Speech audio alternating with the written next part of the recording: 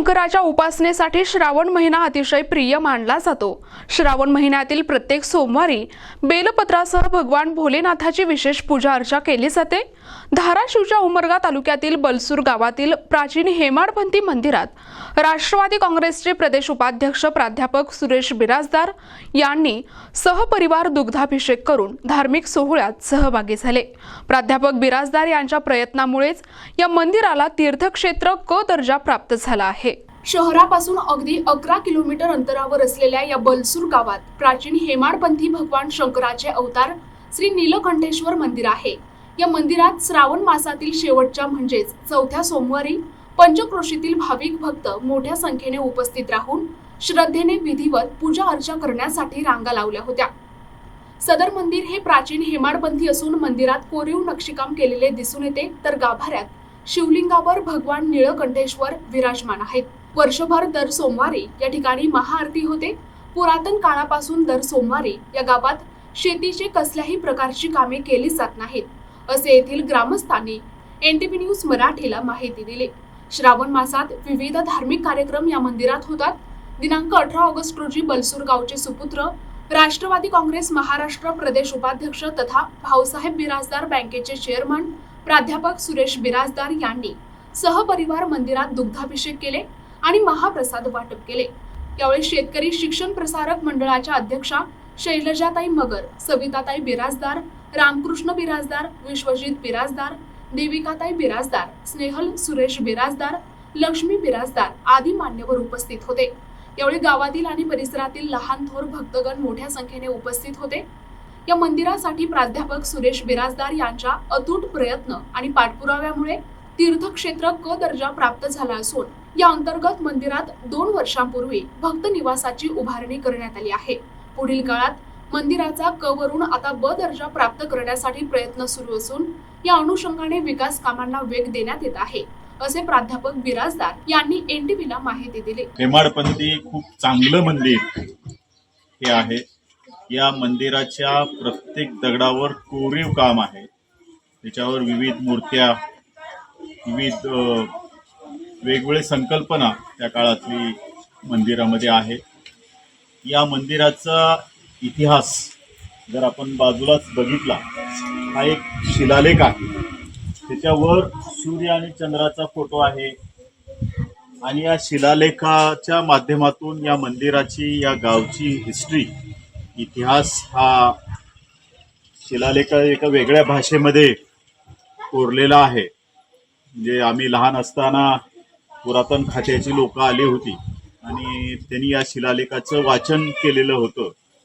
नीलकंठेश्वर म्हणजे या नीलकंठेश्वर मंदिराची जमीन एवढी आहे। या नीलकंठेश्वराचं महात्म्य याच्यावर आहे। बलसूर म्हणजे बलवान आणि शूर असा उल्लेख याच्यामध्ये आहे। सत्यनारायण जाधव होते, काही पुरातन खात्याची लोक आली होती, त्यांचं म्हणणं की 1123 सालाचं हे मंदिर आहे। या मंदिराच्या बाहेर एक बारव आहे, एक विहीर आहे। या गावाला पूर्ण पाणी पिण्यासाठी या विहिरीचंच पूर्वीच्या काळामध्ये पुरवलं जायचं। म्हणजे इवन 1972च्या दुष्काळामध्ये सुद्धा एक झरा होता आणि त्या झऱ्याच्या माध्यमातून अख्खं गाव पाणी प्यायचं। असं याचं एक प्रचंड चांगलं महात्म्य या मंदिराचं आहे। या मंदिराचा जीर्णोद्धार, कारण भूकंपानंतर या मंदिराला थोडे बहुत तडे गेलेले होते, परंतु मंदिराला काही झालं नाही। परंतु मंदिर गळत असल्यामुळे एक स्लॅब टाकून या मंदिराची देखभाल म्हणजे सत्यनारायण जाधव असतील, प्रदीप पाटील असतील, ही सर्व, ईश्वर नांगरे सर असतील, ही सर्व मंडळी या मंदिराची देखभाल करतात। या मंदिराचं ट्रस्ट आहे आणि या माध्यमातून या मंदिराचं संवर्धन आज केलं जातं। यावेळी प्रदीप पाटील, बाळासाहेब बिराजदार, चंद्रकांत भोसले, बळीराम बलसोडे, संजय गव्हाणे, गणेश खुंटेगावे, सतीश कुंभार यांच्यासह गावातील प्रतिष्ठित नागरिक, शेतकरी आणि ग्रामस्थ मोठ्या संख्येने उपस्थित होते। रामदैवत नीलकंठेश्वर हे सर्व पंचकोशातील भाविक भक्ताचं श्रद्धेचं आणि भावनेचं स्थान आहे। हे नीलकंठेश्वराची पावनभूमी झालेली आहे। या ठिकाणी श्रावण मासानिमित्त 4 सोमवारला भाविक भक्ताची मोठ्या संख्येने गर्दी होते. हे हेमाडपंथी मंदिर असून या ठिकाणी भगवान श्री निळकंठेश्वर विराजमान आहेत.